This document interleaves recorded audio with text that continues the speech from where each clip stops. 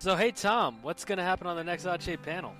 Oh, well, I don't want to get into specifics, Eric, because I want to be able to reuse this ad whenever we can. But I know, looking at 2018, some of the things we already have looking forward to action movies we're going to talk about. We're also going to be talking about Stanley Kubrick, all of his films on future episodes, and of course, pop culture discussion as always, current news events. It would not be the same without our Pokemon Go correspondent. Yeah, yeah, I That's got. you. Yeah, I'll probably have some news. That's at different points. Yeah, and what else to look forward to but just hanging out with our friends and you know shooting the breeze on what's going on in all movies, TVs, comics, anything like that. If you haven't watched Odd Shape Panel, it's a call-in show. You're more than welcome to join the conversation, and we would love to have you. Yeah, it's like you call in anytime. It doesn't matter where you are, when you are, who you are. Just Well, call in. it matters a little bit because it is every other Monday, 9 p.m. Eastern Standard Time, but we run for about 3 hours until we run out of people to talk to. Honestly, so come through if that sounds like something you're interested in. We'll see you there. Hey everyone, Tom here from the Downed Pilot podcast. We're about to talk about Pryde of the X-Men. 1989, I believe, the precursor to X-Men the Animated Series. And speaking of which, if you haven't had a chance to watch our interview with Eric and Julia Lewald from the writing staff of X-Men the Animated Series, as well as a lot of other childhood shows, Gummy Bears to name one, check out their interview. The link will be down below in the description, as well as a link to Eric's new book previously on X-Men, which is behind the scenes of working on the show. He interviews over 30 cast members, crew, and more. Check it out. There'll be a link to their website, and you can follow them on Twitter at X-Men The Animated Series. Enjoy the podcast.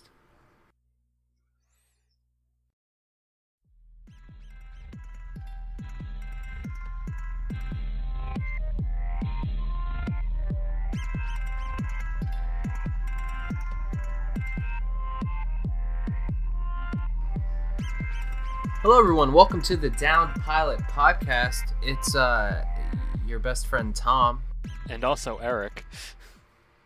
and we're here talking the Pryde of the X-Men pilot. Now, before we get too much further, we had the awesome chance and opportunity to interview Eric and Julia Lewald, writers on the X-Men the Animated Series.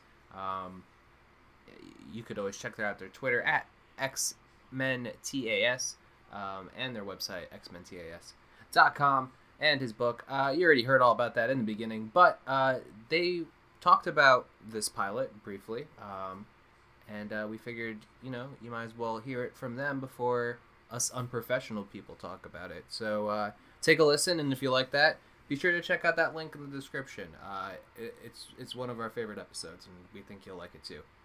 You want a Kitty Pryde story? We got a Kitty Pryde story. It's really easy. It's not very involved. You guys know that in '89 they did that one-off Kitty Pryde, and what that was Margaret Lesh, the lady that made this all possible. Yeah. Our wonderful boss at Fox. She had worked at Marvel Productions and she's got a lot of interview in the book. So if you like hearing about this, you'll hear more there. But she, for 6 or 7 years, worked in Marvel Productions, and they couldn't sell any Marvel properties. They put on, I forget what they put, what shows they did. They did a bunch of successful shows, but none of them were Marvel characters because the three big networks, and it used to just be CBS, NBC, and ABC. They had 95% of TV. It's hard to imagine. There's 3 channels. Fox didn't exist. Fox didn't exist.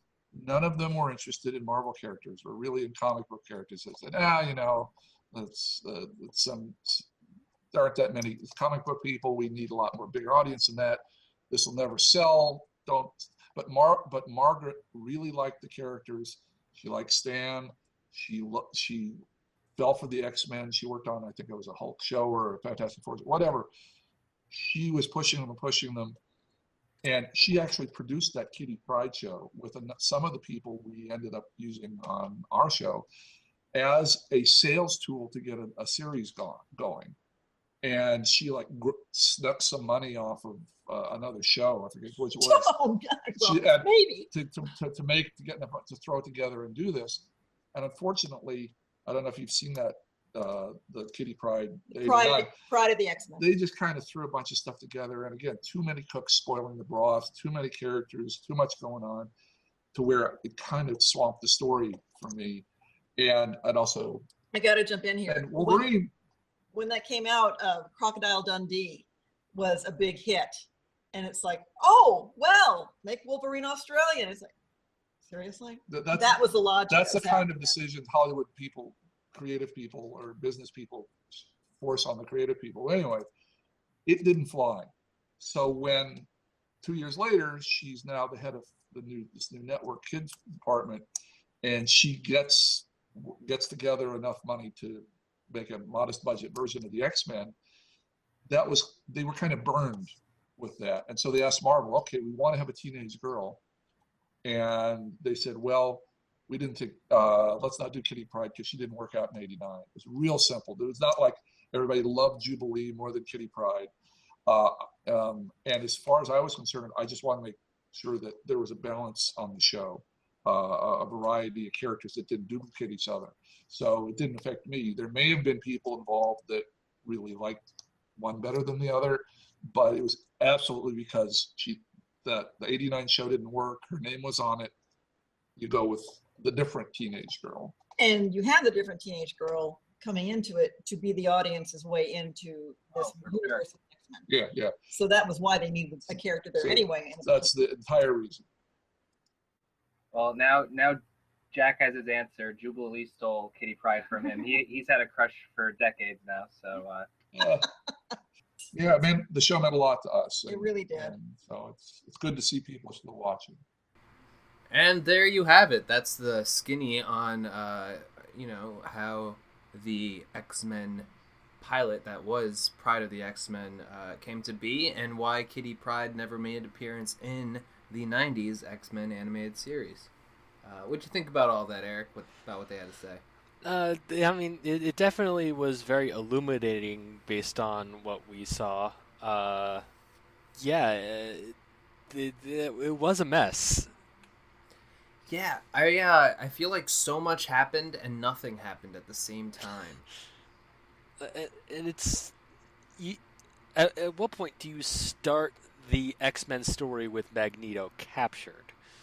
Because there has to be so much effort put in place to capture Magneto. Because he's Magneto.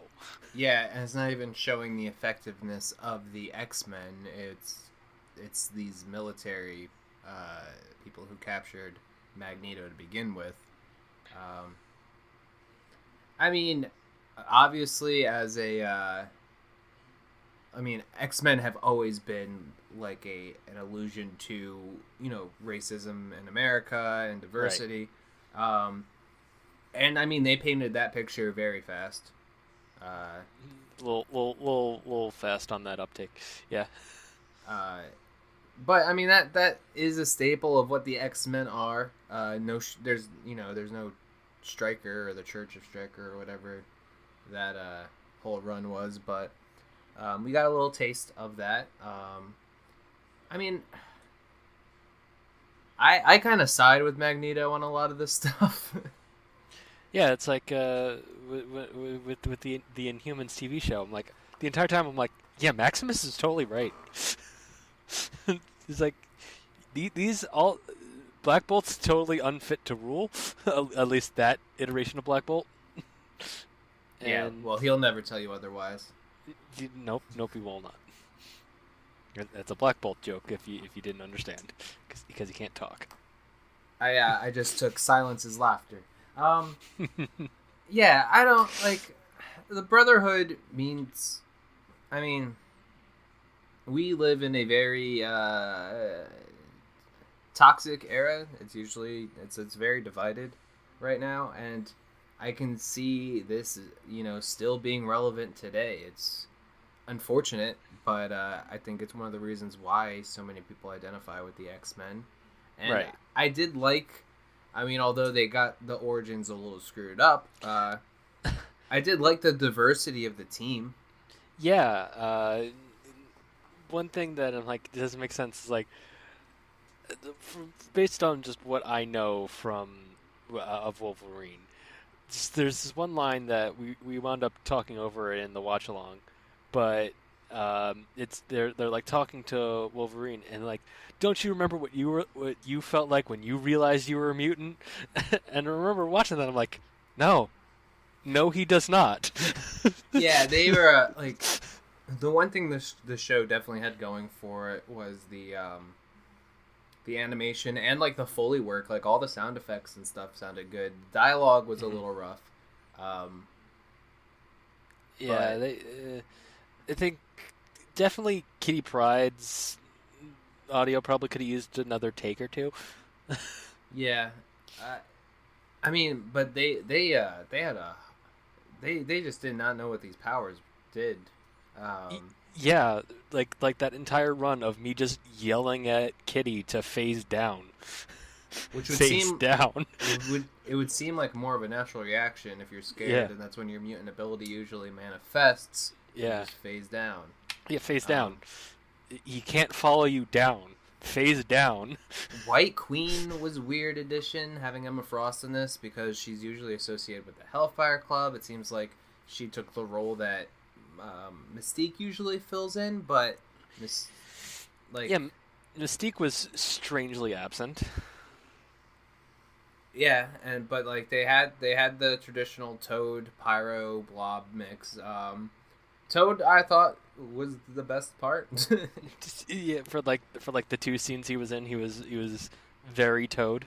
Yeah, they like made him into like an Igor kind of thing, which was kind of cool because like Magneto was doing some weird science crap. A lot of Magneto's power set was weird. Really, the only ones that looks like they did a great job with Colossus. Yeah. Wolverine, he was fine. I hate the way the claws look though. They just look like they're paper thin. And they had him in his brown suit, which he's his more technically more classic suit is the brown suit. But well, he ran into Deadpool before this, and he recommended the brown pants. This actually took place before Deadpool was even created.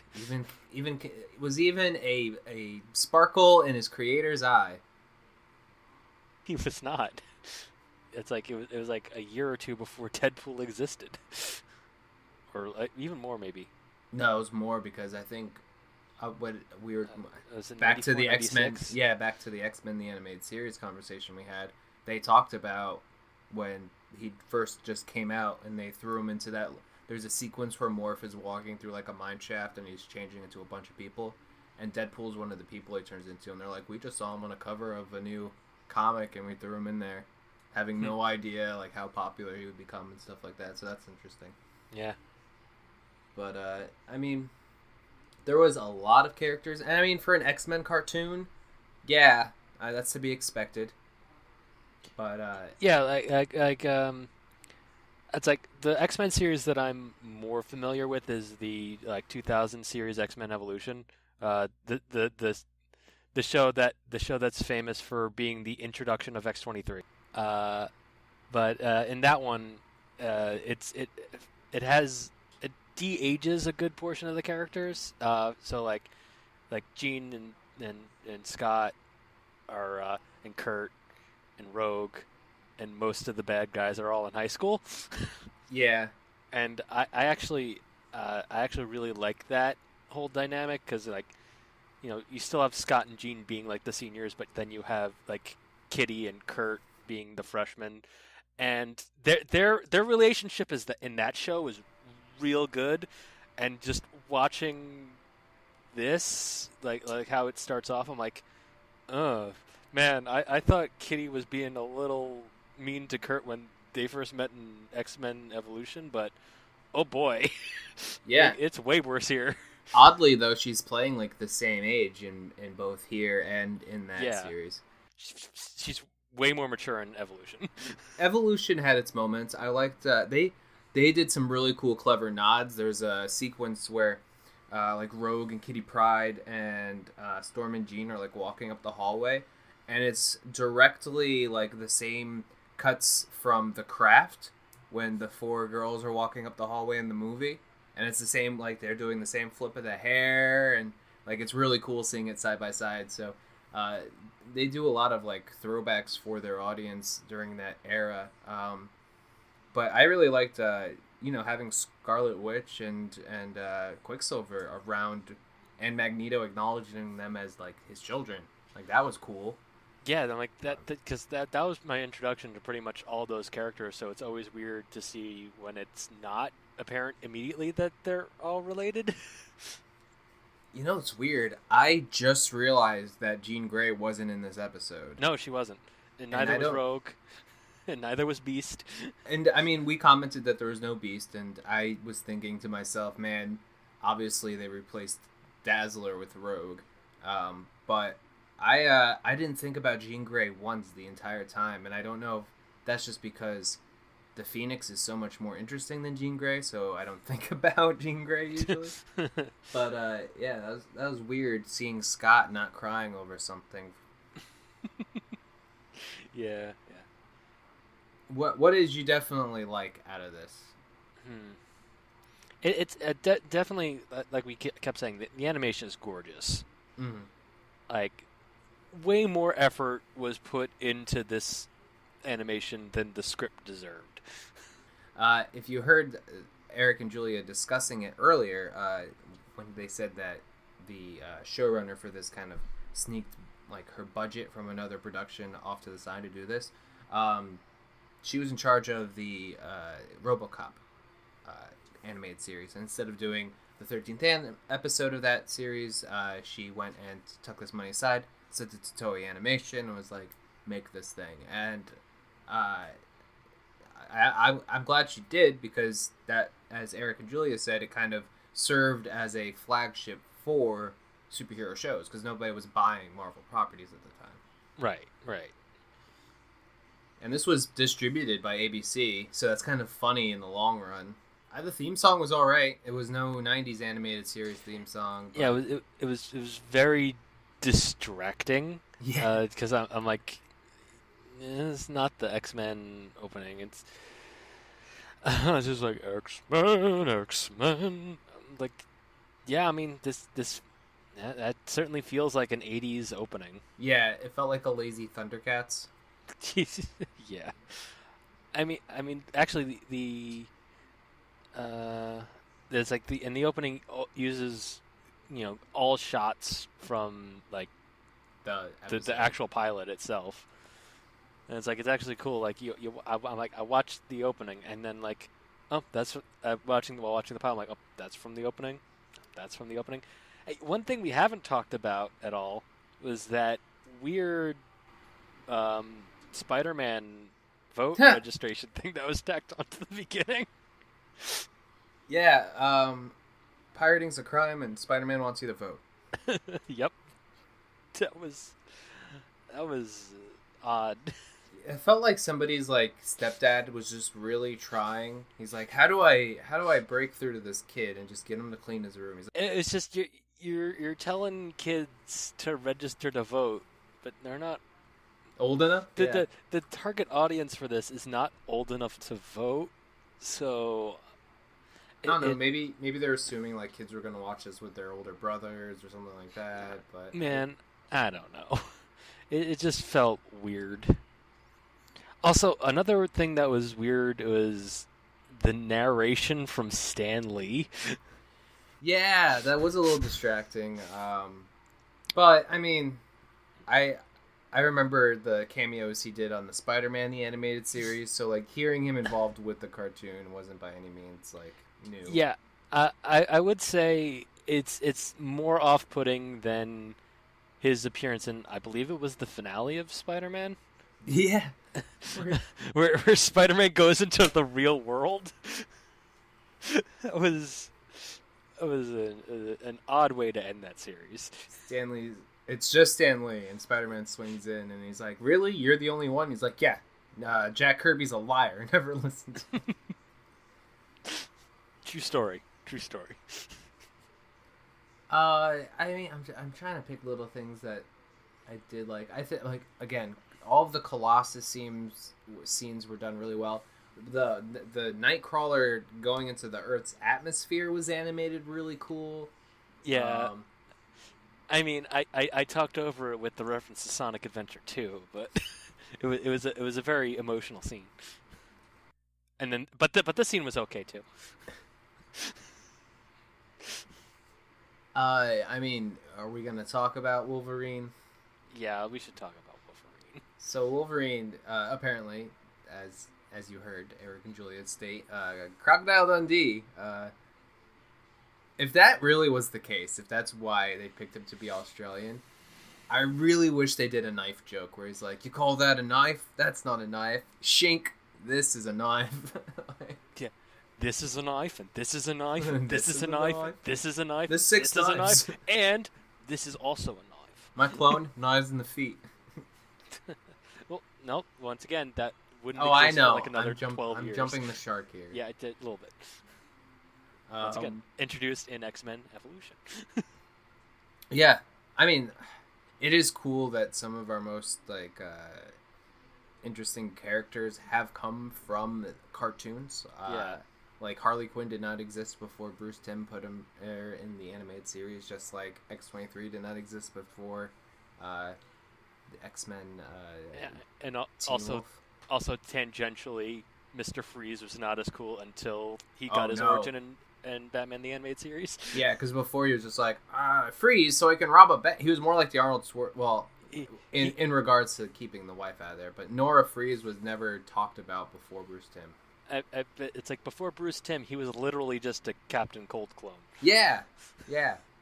And then like him and like 8 other ice villains show up in Young Justice. That's great. Yeah. Wouldn't it be ice if we were colder? Anyway. I just wrote that. Yeah, he broke the ice. I'm Odd Tom Yankovic. Oh, that's a great screen name. Why am I not? Yeah. Seeing Lockheed was cool. No one questioned that there was a tiny dragon on an asteroid. Like, it was normal. Yeah, nobody questioned the fact that that dragon just literally just changed sides. Yeah, well, I don't think he was really like on Magneto's side. I think I read that he's supposed to be native to, like, he's like one of many dragons, but that one like follows Kitty back or whatever. Like essentially like the Porgs, except you don't see. It was like you only saw one Porg. Okay, so it'd be like if it was Porg instead of Porgs. Okay. Yeah. All right. So, Eric, people are like, we want to revamp Pryde of the X-Men. What do you change, man? Okay, all right. Here, I definitely gotta change a couple things. One, definitely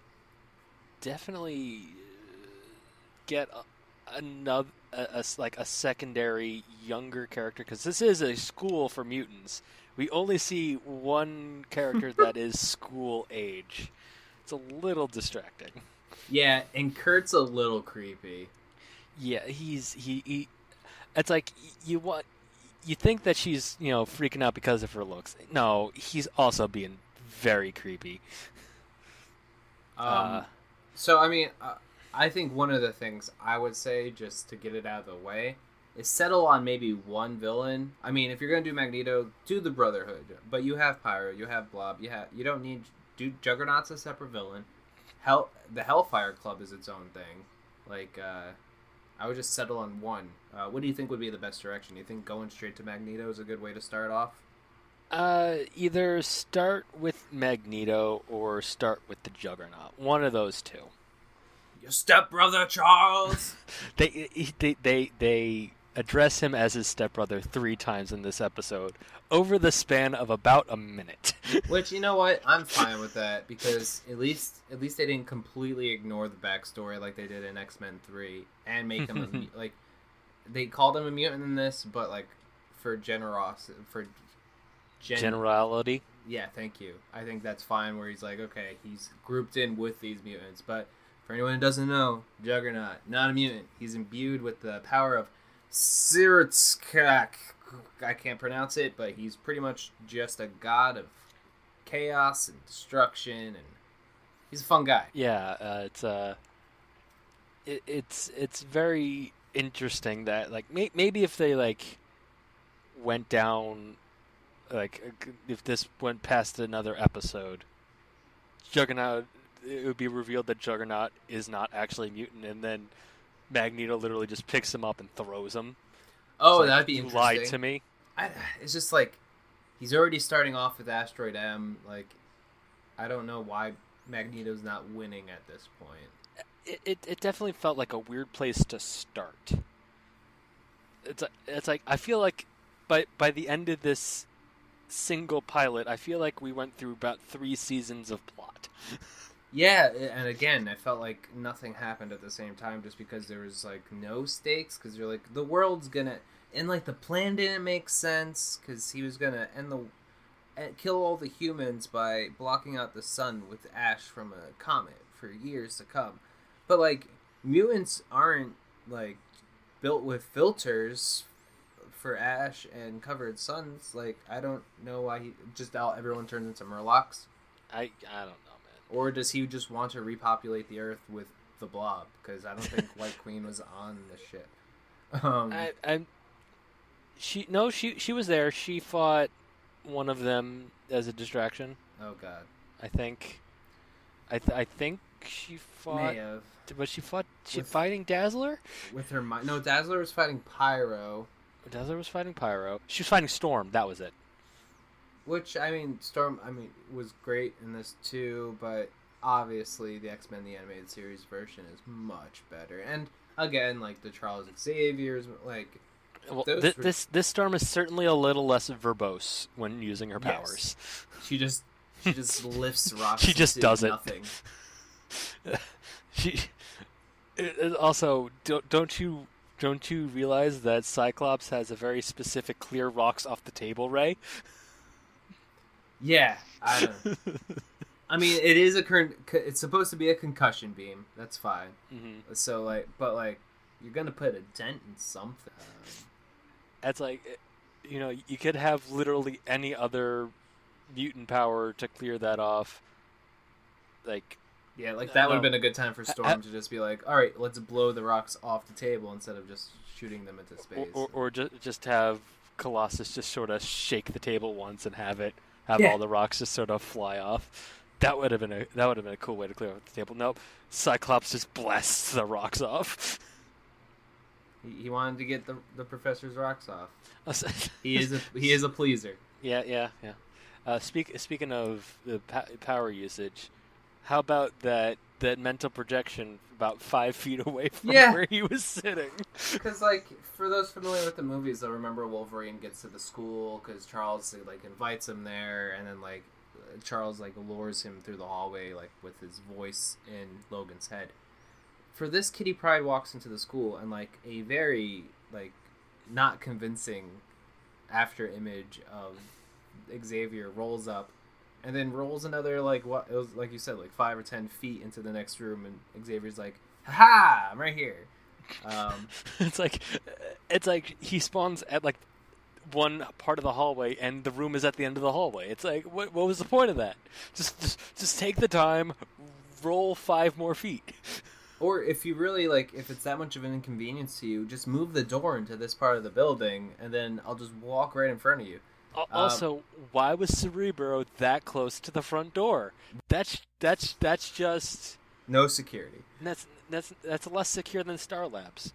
Why was Cerebro like a really bad supercomputer? Like I don't know. Why was Cerebro's circuitry a sphere? Why did Magneto's helmet work? No, really, why didn't it work? What's the point of wearing that helmet if it doesn't block Charles's abilities? See, this is, if anything, this just shows how much work and thought went into the animated series that came out in the 90s, man, because they had all of their characters so well-rounded. They had their stories thought out. It's just, maybe I'm biased because they've been on the channel and I like them. But, I mean, you compare the two and it's ridiculous. Night and day. Right. You compare the two. It's Nightcrawler and Kitty Pryde. Yeah. I will say Nightcrawler in Evolution is dope with those swords. I always love the sword wielding Nightcrawlers. And you just gotta love the ability for Nightcrawler to actually wind up pretending to be normal the longest because of the technology he uses to actually attend school. Makes people not realize that he is the blue mutant.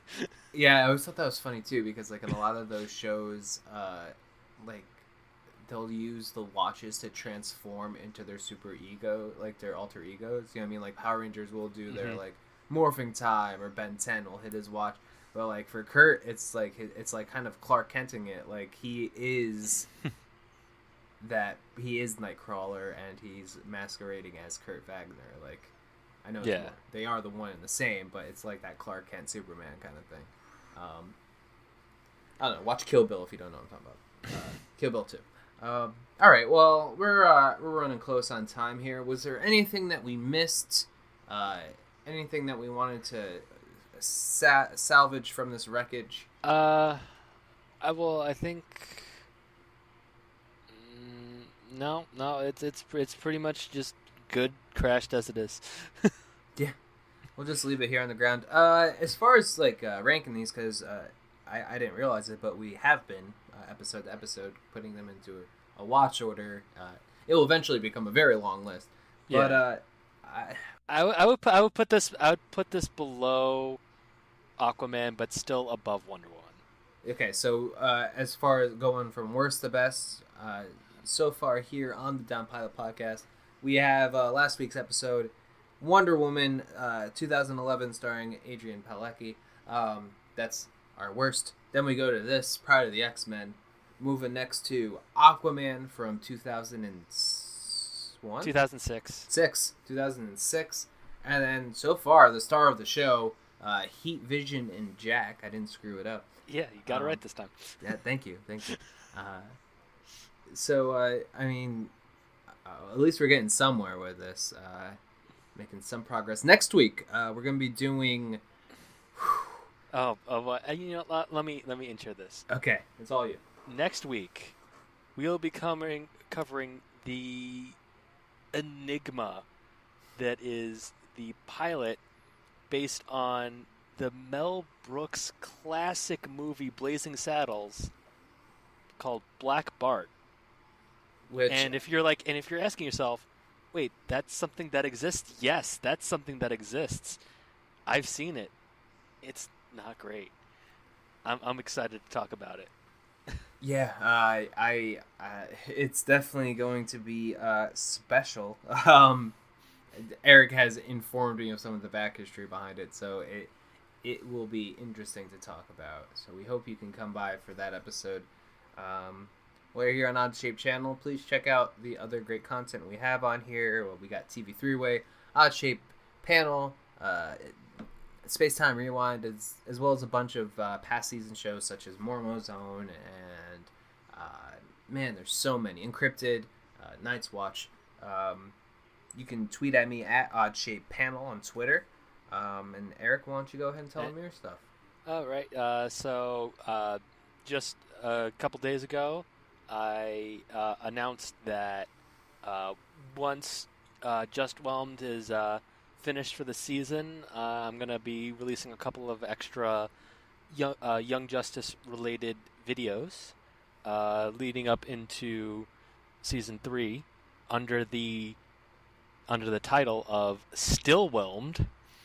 We'll be covering different things like top 5 episode list, personal top 5 episode list rather. Top 5 things that I want in season 3. Just a couple of stuff that a couple of specific videos that I'm not going to talk about because if Joe is listening to this, I don't want to spoil the end of season 2 for him. Joe better be listening to this. Yeah. And so keep your eyes and ears out for that, because I got some videos in the can. And where can they find you on Twitter?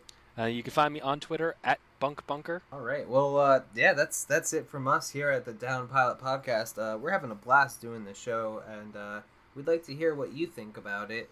Please comment, like, subscribe if you haven't already to the YouTube channel. You can also check us out at the website, www.oddshapechannel.com.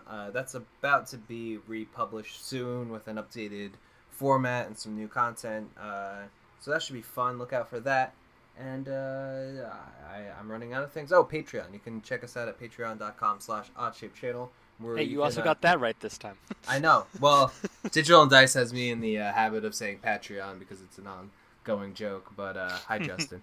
But you could check us out there and get some behind the scenes stuff where we post some links to our watch-alongs for this show, as well as some other things like pictures of Mavis we throw up there once in a while because she's a pretty cat and we love her.